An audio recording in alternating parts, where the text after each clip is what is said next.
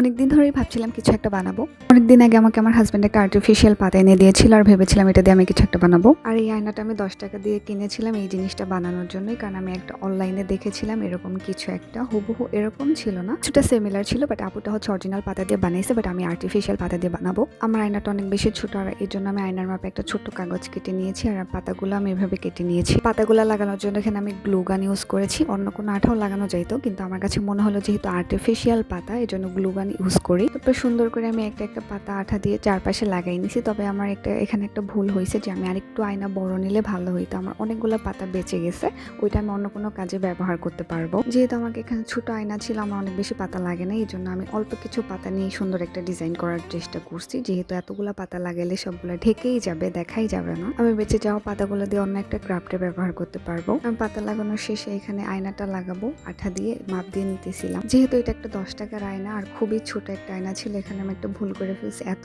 জোরে চাপ দিছি যে আমার আয়নাটা একটু ভেঙে গেছে। এখন আমার কাছে আর কোনো আয়নাও ছিল না, পরে আমি এই ভাঙা আয়নাটাই লাগাইছি। সমস্যা নেই, কারণ এটাতে আমি মুখ দেখবো না, জাস্ট এটা হচ্ছে আমি ডেকোরেশন হিসেবে রুমে রেখে দিব। তারপরে এখানে আমি হচ্ছে B7000 আঠাটা ইউজ করে এখানে হচ্ছে হাফ পালগুলো লাগাই নিতেছিলাম, যাতে আর একটু সুন্দর লাগে দেখতে। আর এখানে দেখে আমার পালগুলোও খুবই কম আছে, এর জন্য আমি ছোট বড় মিক্স করে লাগাইছি। তারপর চারপাশটা একটু খালি খালি লাগতেছিল, চারপাশে হচ্ছে আমি আরো ছোট ছোট পাল বসাই দিছি। দেখি যে পাল বসানিতে আরো বেশি সুন্দর লাগতেছিল। এইটা যেহেতু জোরে চাপ দেওয়ার জন্য আয়নাটা ভেঙে গেছে, সমস্যা নাই, এটা দিয়ে আমি মুখ দেখবো না, এটা আমি রুমের ডেকোরেশন হিসেবে ব্যবহার করব। আর যেখানে রাখবো অনেক বেশি সুন্দর লাগবে। এটা এত বেশি কালারফুল লাগতেছিল, আমার কাছে তো অনেক ভালো লাগছে। আপনাদের কাছে কেমন লাগছে জানাবেন।